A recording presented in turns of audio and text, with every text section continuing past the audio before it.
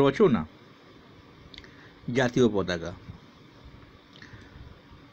Class 4, 5, 6, 3 সকলের জন্য রচনা, যেহেতু কোনো ক্লাসকে ধরে বলা যায় না এবং ক্লাস 10-এরও হতে পারে, তাই রচনা ছোটোর উপর লেখা হয়েছে, যেহেতু সেটা ক্লাস 4, 5, 3 এই ক্লাসের জন্য যথেষ্ট হবে। আর উঁচু ক্লাস হলে একটু বেশি করে লিখতে হবে। চলো দেখি কি লেখা আছে। প্রত্যেক দেশের একটি জাতীয় পতাকা থাকে। ভারতেরও একটি জাতীয় পতাকা আছে। আমাদের জাতীয় পতাকার রং 3টি।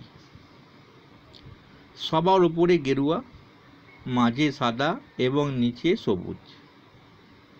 এই 3টি রঙের বিশেষ গুরুত্বও আছে। গেরুয়া রং সাহস এবং ত্যাগের প্রতীক, সাদা রং শান্তির প্রতীক, সবুজ রং বীরত্ব বিশ্বাসের প্রতীক। মাঝে সাদা অংশে থাকে একটি নীল রঙের অশোক চক্র।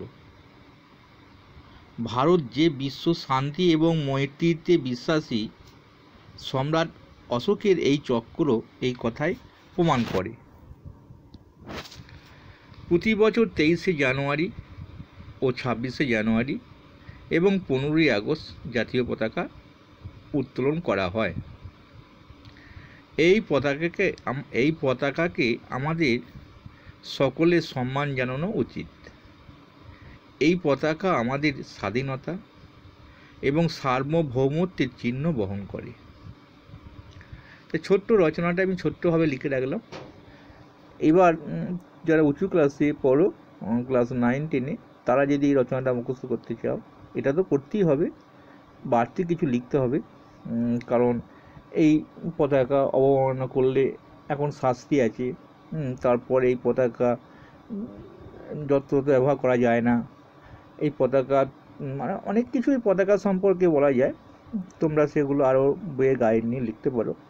আর যদি না হয়, এটা লিখলেও মানে প্রধান জিনিসটা লেখা হয়ে যাবে, তার ফলে কিছু নম্বর তোমরা অবশ্যই পাবে।